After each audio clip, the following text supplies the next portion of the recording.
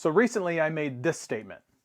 I knew someone was going to ask us. I don't have it. I literally do not have it. But in all actuality, this was the truth. Take a peek at that date. Zoom in if you have to. That's right, today is September 10th, and I have been using the Pixel 5 basically since a couple hours ago. So yeah, I may have been lying here recently because I've been using the Pixel 5 for a little over a month.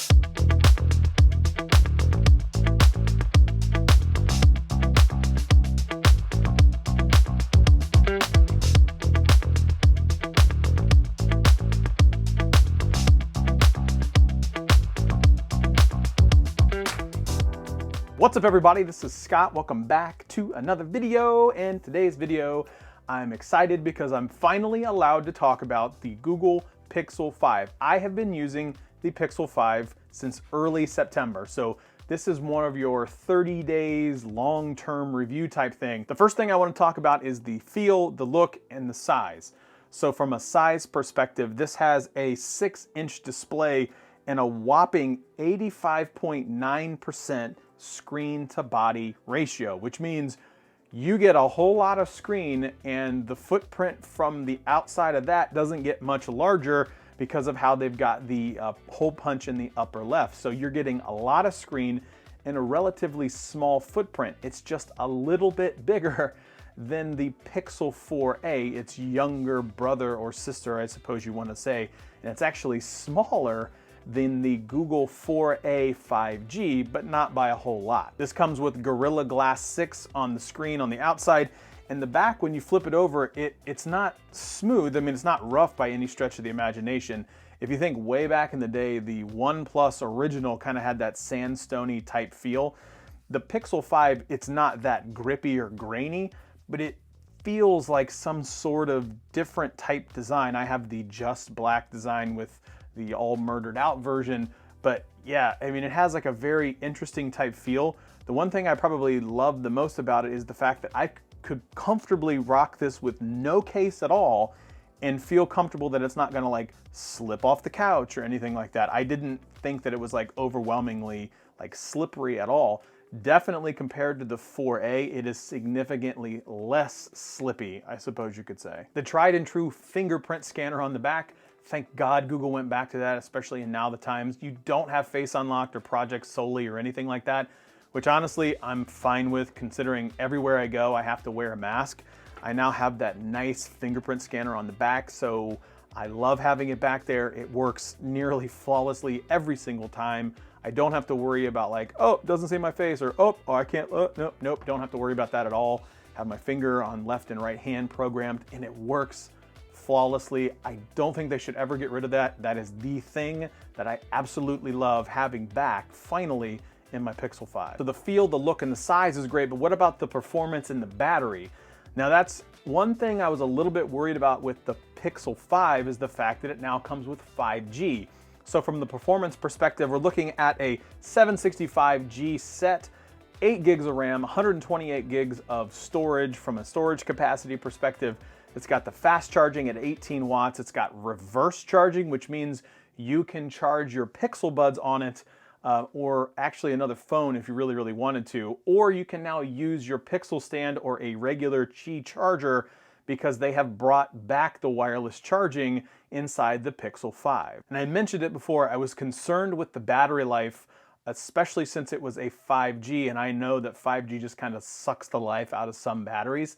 But I'm actually happy to report some of these screen on times.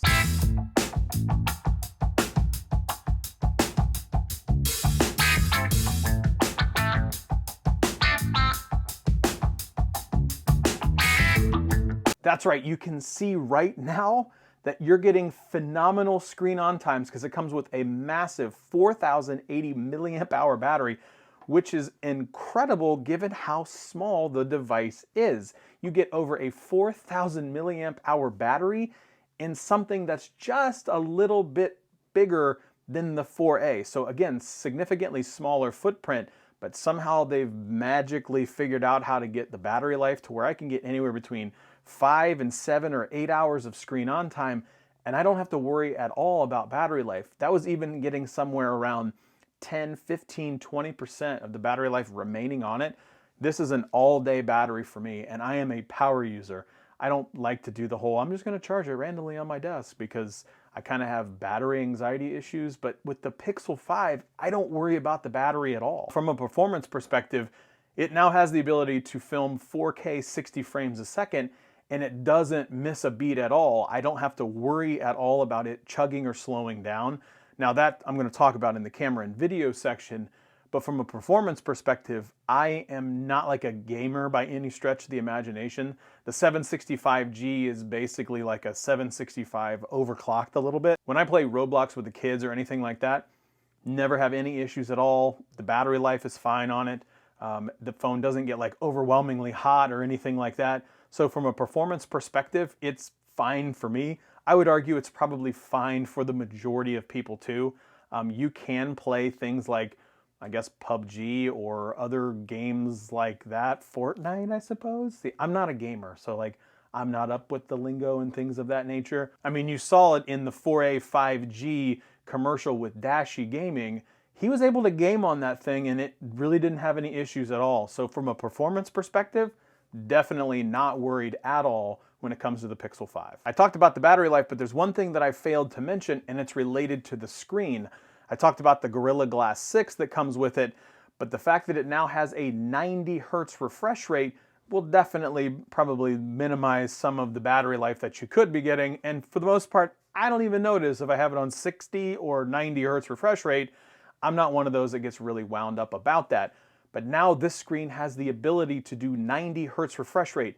Now, is it like a Note where you're gonna get 120? Nope. But for me, I don't really notice that difference. 90 seems to be the happy medium between 60 and the 120 that everybody desires. 90, I can keep it on, get a nice smooth experience without overwhelmingly taxing my battery to where it just goes like 2 hours of screen on time or anything like that. Now, one thing that they talk about is having stereo speakers, and I was a bit concerned because like, how are you making stereo speakers when there's legitimately no speaker grill at the top? It's because they put the speaker under the glass, and I wasn't sure what to expect once I discovered that. The fact of the matter is, it actually sounds pretty good. So I was stunned at how good it sounded. It gets exceptionally loud, like borderline almost too loud. Definitely something that I can turn music on, put it in my pocket, and like do the dishes or something like that and be more than happy enough to hear the tunes that are just kind of flowing out of my pants. That's a weird way to put that.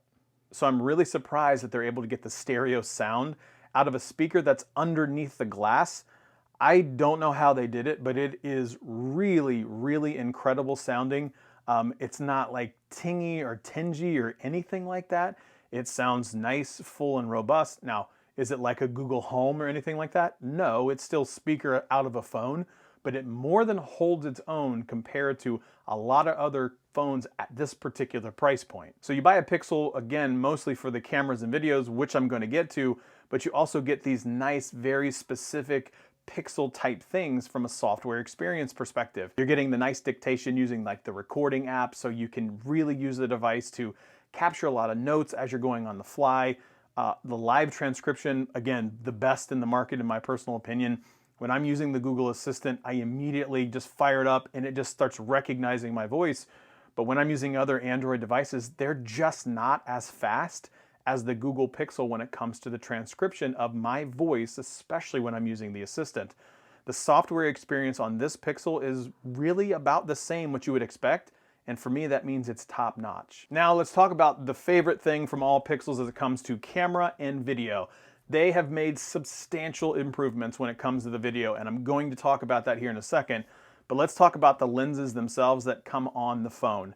They finally have the ultra wide on the back. It's a 16 megapixel f2.2 wide angle or ultra wide on the back, teamed up with the 12.2 megapixel f1.7 wide angle. So they have a nice wide field of view for those on the back. Finally got rid of the whole telephoto thing that everybody hated, although I liked it, on the back of the other previous generations of Pixels. Now on the front selfie camera, they have an 8 megapixel or megapixel f2.0 wide angle when it comes to this particular one, and you can see in some of these shots that I'm showing on screen, when it comes to the camera, portrait mode is still king. You get great dynamic range, super crispy contrast. I absolutely love the photos that come out of the Pixel 5.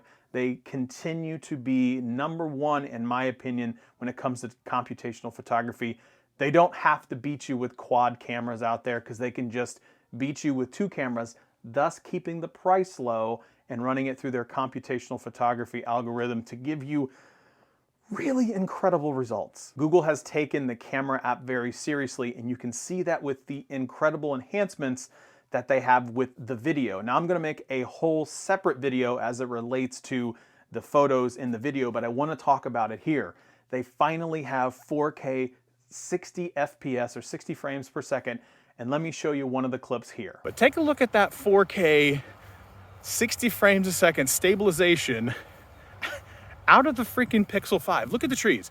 So if you look at the trees, compare, like, again, I'm walking, like, I'm a fairly big guy, so I walk heavy-footed. But look, the trees are barely moving. I don't know what witchcraft they're using from a stabilization perspective, but just look how smooth the Pixel 5 is. I have no idea how they get the stabilization the way that they do, because I was literally just using a switch pod and holding it walking like this.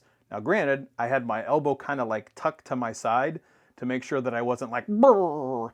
But the point is, I don't know how they get the stabilization that good, but it is arguably so ridiculously good, it can only be explained by magic. They've made a ton of enhancements when it comes to cinematic flow and then active usage where it gets the stabilization under control and zoomed in. And again, all of these things that you can see on screen with what the video aspect has in place, I'm going to talk about in a separate video.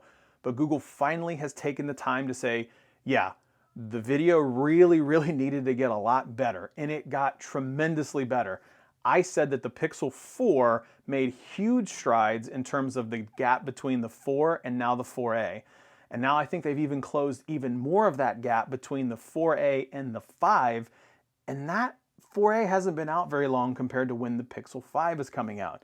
I think the video has gotten better dynamic range. They now have audio zooming to where I don't have to worry about using an external microphone at all. And you heard it in some of those shots before. The video has just gotten that much better. On top of that, they now have that cinematic mode to where if you want to get crispy, creamy B-roll, they have it baked right in to the Google camera app itself. I don't have to have a Filmic Pro. I don't have to have a third-party camera app because I can just use the app that Google made specifically for the Pixel. So you're gonna get nice battery life, a 6-inch footprint, 5G, great cameras when it comes to point and shoot, literally still the portrait king, and video that is pretty darn good. It's significantly better than a lot of the video in the previous versions of Pixel. You can see Google has really doubled down on the fact that they wanted to make their video better because they already knew that the camera point and shoot was really top notch. You're getting some flagship level experiences for a $700 price point. The Pixel 5 is $699. 8 gigs of RAM, 128 gigs of storage, $700. Rumored to get the iPhone at roughly same 128 gigs, 6.1 inch if you get the Pro, or you don't even get the Pro, you're still spending several $100s more for an iPhone, whereas if you get the $700 Pixel, you could pocket some of that cash. You're getting a great overall experience. I love the Pixel 5. It is a phenomenal device. It actually got even better than the 4a, and I did not think that was going to be possible because the 4a is just such a great device. But somehow, magically, Google figured out a way to hold just enough back that made the Pixel 5 that much freaking awesome. I don't know how Google did it because I thought they just had a slam dunk home run when it comes to the 4a, and I still think that they do because that's a $350 phone. But now you're looking at the Pixel 5. The Pixel 5 is $700. It's double the price, but man, they have gotten some things really right when it comes to the Pixel 5. There is a lot to love in such a $700 footprint. It is one of the mid-price kings at $700 in my personal opinion, probably the top two devices that I can think of right now at $700 is the Pixel 5 and the Samsung S20 FE. Those two devices for me are probably the first two that I'd recommend. And of course, naturally, I'm going to recommend the Pixel 5 above pretty much everything at this point. I have a ton more content coming out specific to the Pixel 5, so check the thingy up here. As I start to put more content out, I will feed that playlist so you can see all of the Pixel 5 stuff that I make. So that's it. That's all I have. Thanks for watching. And as always, like, share, subscribe, thumbs up, leave a comment below. We'll see you next time.